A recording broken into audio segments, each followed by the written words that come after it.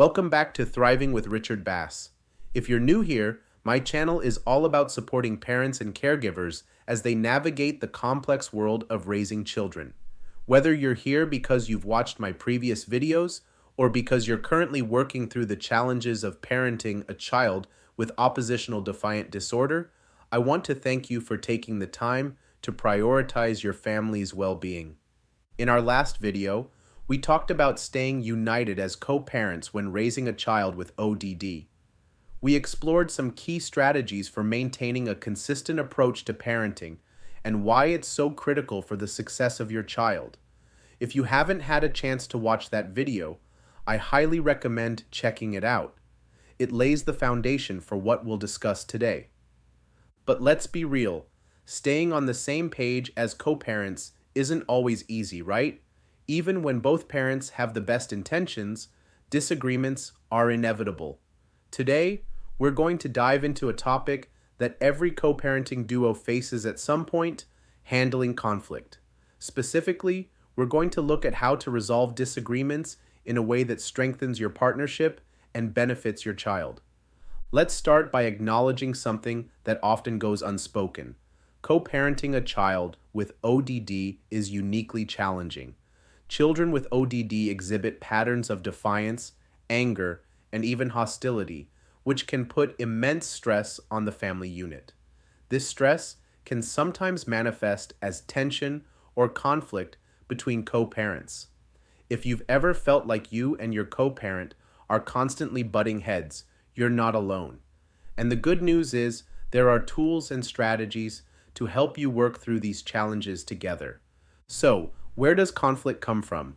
It's an important question to ask because understanding the root cause of your disagreements is the first step toward resolving them. Every parent brings their own values, upbringing, and expectations into the parenting dynamic. For example, one parent might prioritize discipline and structure while the other values empathy and flexibility.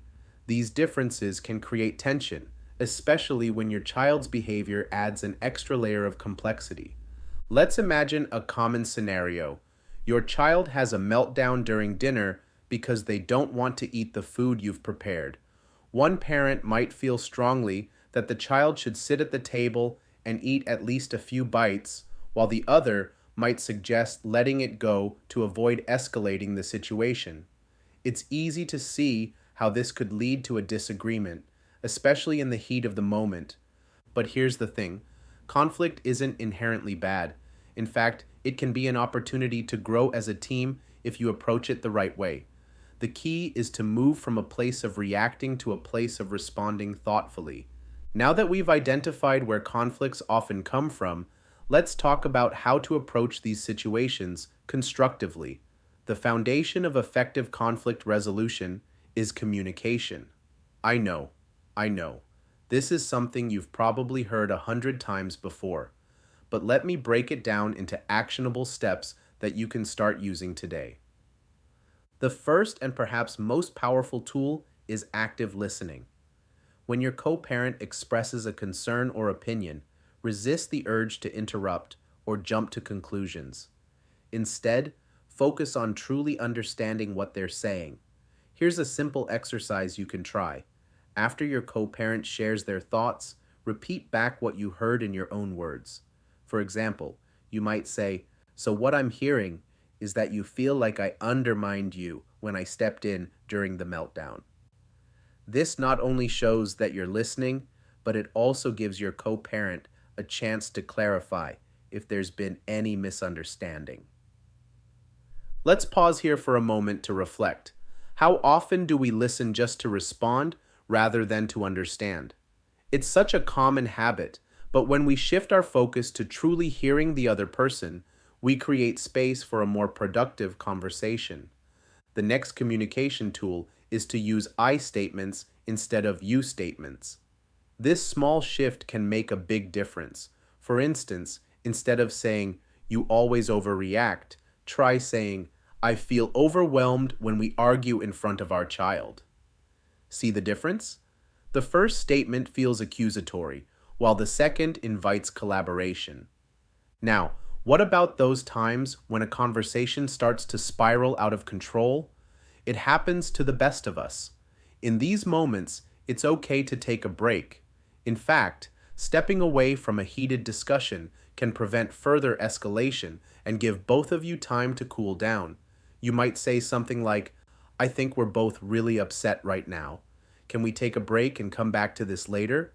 Just be sure to set a time to revisit the conversation so it doesn't get swept under the rug. Once you've established better communication habits, it's time to think about long-term strategies for resolving recurring issues. One approach I highly recommend is creating a conflict resolution plan. This is essentially a set of ground rules that both parents agree to follow when disagreements arise.